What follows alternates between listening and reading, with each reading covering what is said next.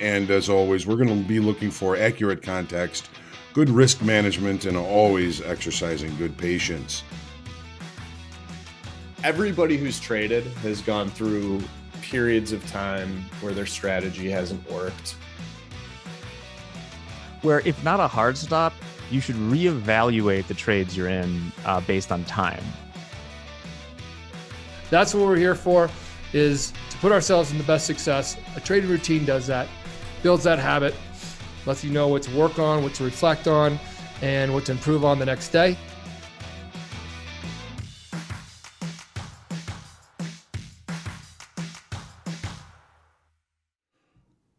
Good morning and happy Capital Preservation Friday to all my futures friends and family. It's January the 20th. My name is John Hoagland. Thanks for trusting me with your time as always. Our focus here is on accurate context, risk management first, and always remaining patient in our trading. Very low on the number of economic releases today. We've got a couple of things to watch this morning. 8 o'clock, Fed member Harker is going to be speaking. 9 o'clock, the existing home sales number is due out. And then at noon, another talking Fed, Chris Waller is going to be speaking. Those are all, of course, in Central Time, depending on where you are, is when those times are going to happen. This morning, looking around, we see stocks very steady, just still in that digestive mode that started yesterday, awaiting, of course, the existing home sales and a couple of the talking Feds. Netflix beat on revenues yesterday, expectations. Seeing, I guess, some strong comeback in subscriptions. So that's got the NASDAQ, the strongest of the three equities that we kind of focus on here. Alphabet, also known as Google, is the latest company facing a round of layoffs, expecting a cut of about 12,000 jobs today from Google. We've got a short list of Friday earnings with early returns, mostly on the green side, so that's good news. The VIX, the dollar index, and the yield on the 10-year basically all flat this morning. The VIX around 2050, dollar index around 102.30, and the yield on the 10-year flat at 3.4%. As always, I ask that you hit the lucky like button. Share, comment, question, feedback, heckling, and love are always welcome.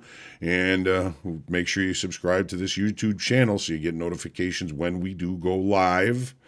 It's the end of the week, ladies and gentlemen. This will be my last opportunity to talk to everybody. I'm hoping everybody has a good Capital Preservation Friday and follows that with a good restful weekend. Don't forget to do something nice for yourself. And of course, always be kind to others. But we work really hard at this. And we don't always get the financial gains that everybody hopes for in trading. But I think it's really important just to acknowledge the fact that we do work hard at this and to do something nice for yourself. I'm doing something nice right now for Lacey. She's over here moosing me because she wants to get pet. Do you want to come up and say hello? Want to come up and say hello? No? Okay. A little camera shy today, Lacey is. So, yes, do something nice for yourself this weekend. Good morning, everyone. Let's see who's here. We got Brett first in the room winning the prize. Shaw Cunningham is here. Caprice, Octoraps. Terry King, Backer Sultan, Caesar's here. Good morning, Jay, Mike Fries. Good morning, Bear Goes Long. Have a lovely Friday, everyone. Hit your goals early and rest. Yes, we used to say in the trading pit, if you're still in the pit after 2 o'clock on Friday, you're chasing money. Tanya, good morning. Dan Trader, Scott Saw, and He Conquered, Bill Phillips. Sarah Hall, good morning, prayers, love, and cheers to you as well. First week here, Octoraps, and really enjoying the routine, prep, trade, reflect. We're glad that you're here, number one. Glad that you're enjoying it, number two, and looking forward to your success, number three. Good morning, my guy, Vince. Laura, good morning. Marcelo, Denise, Good morning, Great Dane. Good morning to you, Dr. VJ. It's good to see you. DA, good morning. Rooster's here. Good morning, Rooster. Rusty Golfer, JMSR. It's okay, Lacey. Dan's saying he's camera shy too. She's getting some water now. SR, JT, Jason Lewis, Stephen Carlson from Atlanta. I hope the weather's better there. We've got a little bit of snow, about 32 degrees here, overcast. Looks like a typical winter day. We haven't seen many of those this year. Alejandro, good morning. Serenity Trader, Haggle Matters. Sam, bonjour. All right, so again, we work hard at this. We don't always get the rewards we're looking for. It's important for us to get those rewards. Do something nice for yourself. Even if it's a nice walk in the woods, do something that you enjoy. Pick up your guitar. Spend some time with friends and family. Get rested for next week. There's always more opportunities coming down the pipe. And speaking of opportunities, we're going to jump into the charts here. Let's take a look, starting with, of course, the daily in the E-mini S&Ps. All right. So, while it looks nasty on the chart, yesterday was more of a day that the market did find two-sided trade. It auctioned both directions and really just kind of found an area that it seems comfortable, and it is still in that area now. We've got an inside extended trading hour range. We added an approximate 9,400 in open interest. We lost open interest on Wednesday, gaining some open interest in the S&Ps and the NASDAQ yesterday would indicate we're starting to bring in some new business to the short side here. So, or did we? With the ranging yesterday that we did in regular trading hours, it's difficult to really be able to decipher that. We're going to take a look here in just a couple of seconds. The market seems to be just taking a rest. I think we could all probably take a rest. Here's what we did yesterday. We opened with below the late spike, accepting prices at lower levels. The market really did a kind of a rotation day. Yeah, we opened, we broke, we rallied, we came back to close, of course, lower than we opened, of course, lower than the settlement from the previous day. We did not close this gap. We did take out a naked point of control down here. This will be a little bit clearer probably on the TPO charts, but thinking about what we're facing today, we don't really have any overnight inventory. We've got an inside regular trading hour range, the overnight high value from yesterday, overnight low, the low of value yesterday. No real change in the perception of value here. I don't know if any of the talking feds or existing home sales are going to change that, but it does say to me as we open at 8:30 that might be looking for the chance to relax a little bit, let the market shake out its early range, and then focus on that early range. Again, the market seems to be just taking a little break here. Probably a little exhausted from the downside excursion it took on Wednesday. Here's the 30, this is the 30-minute chart. Here's the TPO chart. So we no extreme on the initial balance. Both sides were penetrated as the market really kind of looked lower, looked higher, and just kind of fell back into range and inside value. Here again, we can see at last night's low and high, basically value high and low. Normal variation day, nothing really remarkable about the volume yesterday. What I did want to look at here is the delta yesterday. We spent the entire day with negative delta, even while the market tried to push higher, it never got back to even. What's that tell us? Maybe some of that open interest that we added yesterday is to the long side. When delta is negative and the market can't break, that means that there's possibly an accumulation in longer time frame. I'm finding that to be very interesting this morning. Back to the TPO chart. So again, we're right in the middle of the range from yesterday. I mean, right in the middle of the range. We are at the center of yesterday's range, right in the middle of value. Stay patient today. Look for opportunities as the day goes on. When we open in this regard, when we open this close to center, inside value, the odds are that the best trade location won't be on the open. It'll be later on in the session, maybe in a half hour or an hour into it, maybe even beyond that. But I'm going to be patient because I'm thinking that the best trade location for the day will be after the first hour, after the initial balance establishes itself. This is crude oil on the daily chart. Finishing up the week with a really kind of range-bound end of rollover. Today is the last trading day for the February contract. We should, as we all know, be trading the March contract. We did this. We switched on Wednesday. Hopefully you've done that, because if you're trading the Feb contract, it is extremely illiquid. So we've got price kind of hovering now around weekly kickoff high. It's a high, it's a low, it's just kind of magnetic, it seems. No real acceptance yet above weekly kickoff high. We lost about 5,500 in open interest yesterday. Volume kind of unremarkable.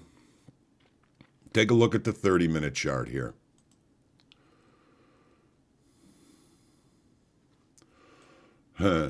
Overnight inventory, there isn't any. Like I said, the market has kind of become magnetic towards weekly kickoff high. Does sometimes happen. It's very comfortable there, and there's been no real decision making by longer time frame traders. Their rollover's over. They are free now to focus on directional activity should there be some. So while the weekly kickoff level is magnetic, it can also all of a sudden become pivotal. Going long above and short below last night would have cut you to ribbons. If this activity remains, I'm going to keep my hands off the mouse when I'm looking at crude oil today. I need some sort of change. I need some sort of something telling me, hey, this is look where the market traded down to. I'm gonna go a little bit further out so we can see we had 1, 2, 3-ish sort of points of contact on that. We're back above it. Is that going to be supportive? It takes us down to basically value low from yesterday. What about weekly kickoff high? It's blurry. It's difficult when the market is attracted to instead of repelled from one of these weekly kickoff levels. Here's the DPO chart. So this is last night. This is yesterday. What do you notice about this profile? It has not a very strong excess low. It has not a very strong excess high. The low yesterday and the low here from the rejected late spike, this area looks interesting. This area looks interesting. Anything in the middle I'm not that fascinated with. We are continuing, it appears, to repair the double distribution trend day that we had on Wednesday. We tested to the point of control from this distribution yesterday. Are we going to test to this high volume node in the upper distribution up here? We are in range above value. Trying again, I think, stay a little bit patient.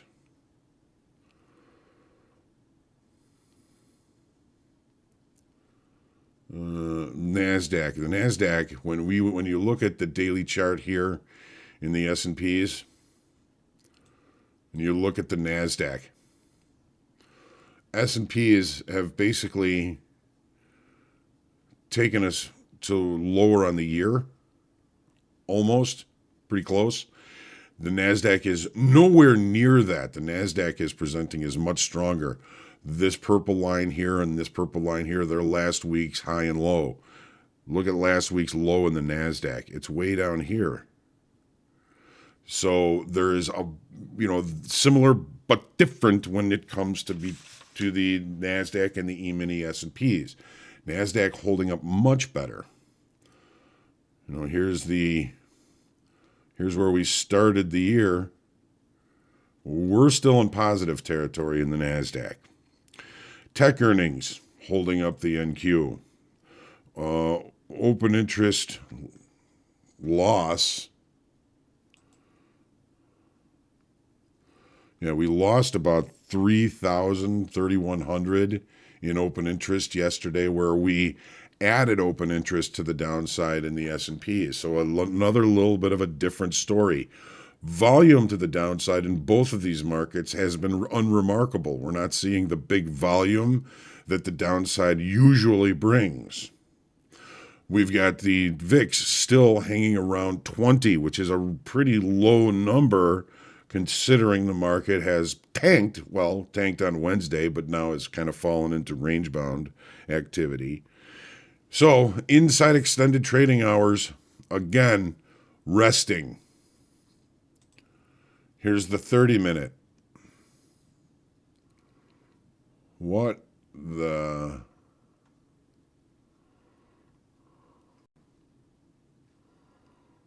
Oh, here we go. Wrong. Okay, so overnight inventory, maybe a little bit long. Inside range, inside value. Patience, same story. Got a gap here, just an unclosed gap from yesterday. Naked point of control above. Potential for repair above.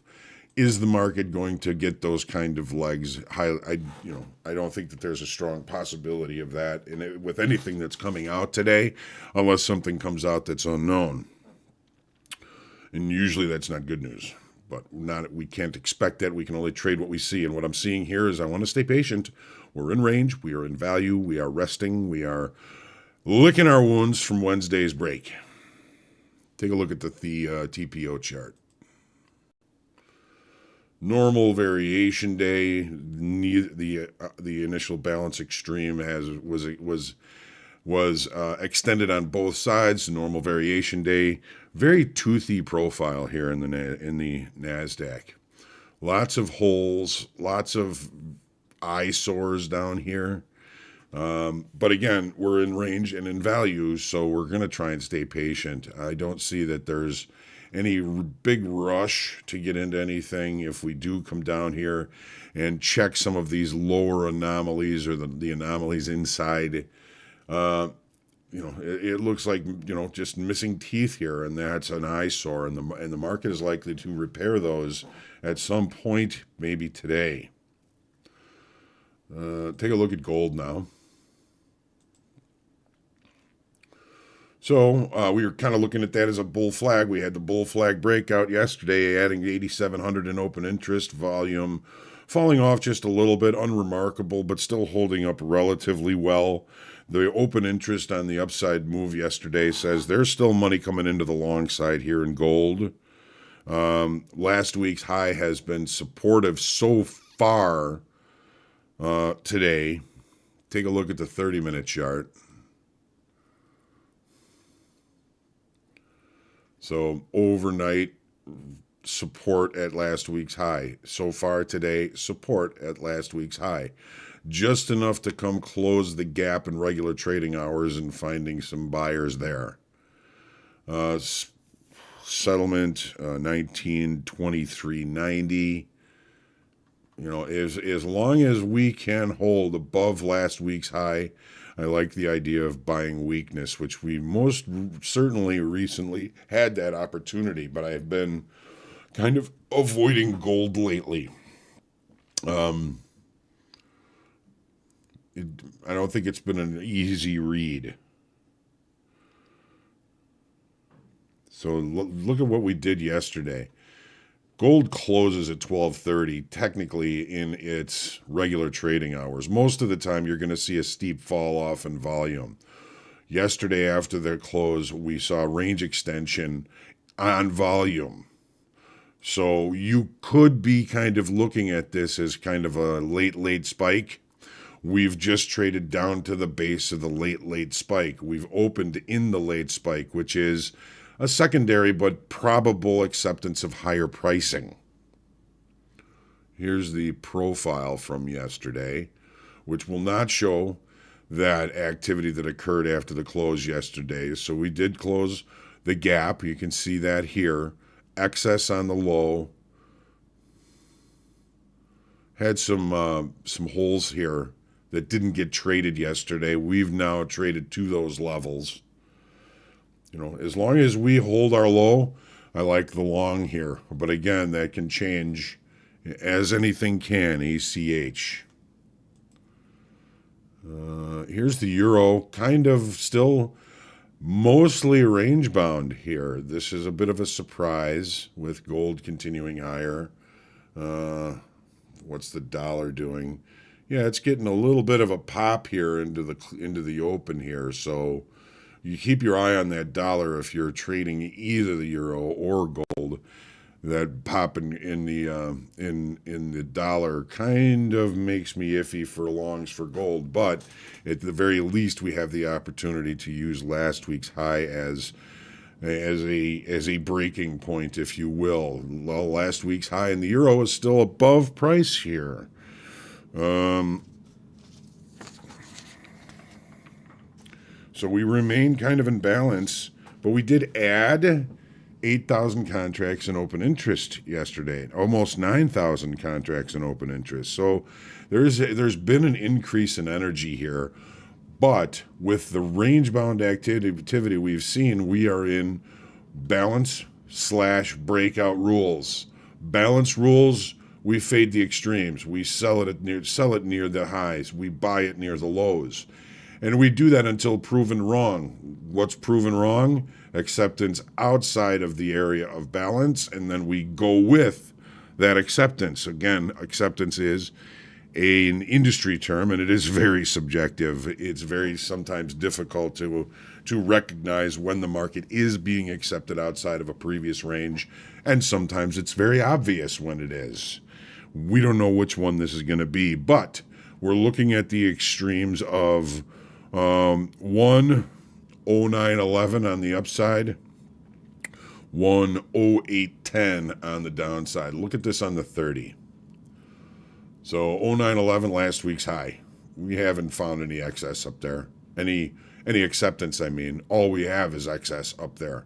Down here, 08.10, kind of the low from this week. Anything in the middle is short time frame control. Even with the increase in open interest, the longer time frame has yet to move price. Here's the TPO chart from yesterday.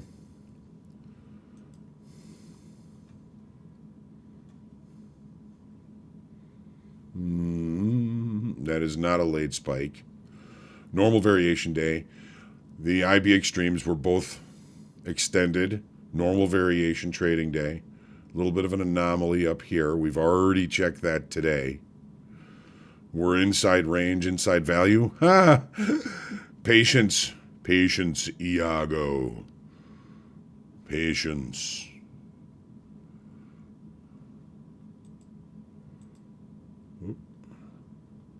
Whoops. How about the 10-year?